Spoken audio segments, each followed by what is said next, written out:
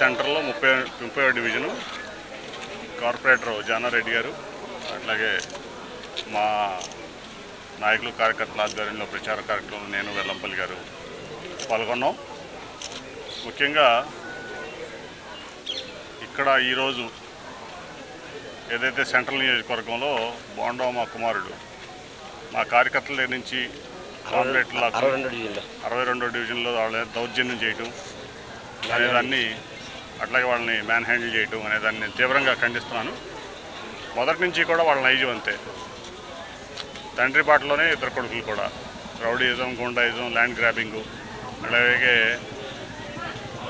ఒక రకంగా మహిళలను ఇబ్బంది పెట్టేటువంటి పరిస్థితులు అనేక రకాలుగా, అట్లాగే బీసెంట్ రోడ్లో హఫ్తాలు వసూలు చేయటం, పార్టీ రాజ్యసభ సభ్యుడి దగ్గర ఇల్లు కట్టుకుంటానంటే ఆ రోజుల్లో అతను ఎమ్మెల్యేగా ఉన్నప్పుడు 3 లక్షల రూపాయలు లంచం తీసుకోవటం, ఇవన్నీ కూడా చూస్తే ఇటువంటి వ్యక్తులు ప్రజాసేవకు పనికొచ్చే వ్యక్తులు కాదు.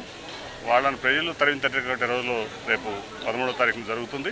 ఖచ్చితంగా సమర్థుడు, అట్లాగే ఏదైతే ప్రజాసేవ కోసం ఆల్ అవుట్ వెళ్ళి ప్రతి వ్యక్తికి సేవ చేసేటువంటి గుణం ఉన్నటువంటి మా వెల్లంపల్లి శ్రీనివాస్ గారిని మంచి మెజార్టీతో ఇక్కడ సెంట్రల్ ప్రజలు గెలిపిస్తారు.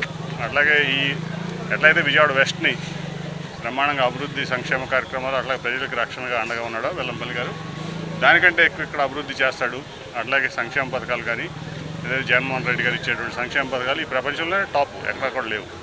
దాన్ని ముందుకు తీసుకెళ్తే అట్లాగే ఇక్కడ ప్రజలకు ఏ అవసరం ఉన్నాయో వెంటనే అటెండ్ అయ్యి దాన్ని సాల్వ్ చేసే కెపాసిటీ, ఎబిలిటీ, ఎఫిషియన్సీ ఉన్న వ్యక్తి మా వెల్లంపల్లి శ్రీనివాస్ గారు ఇక్కడ మా అభ్యర్థి. ఇప్పుడు తప్పకుండా ఆయన్ని బ్రహ్మాండమైన మెజార్టీతో ప్రజలు గెలిపిస్తారు, దాంట్లో ఎటువంటి సందేహం లేదు. ఈ బోండా అమ్మాన్ని అతని ఇద్దరు కొడుకుల్ని ఖచ్చితంగా ప్రజలు బుద్ధి చెప్తారు. Thank you. Please subscribe .news.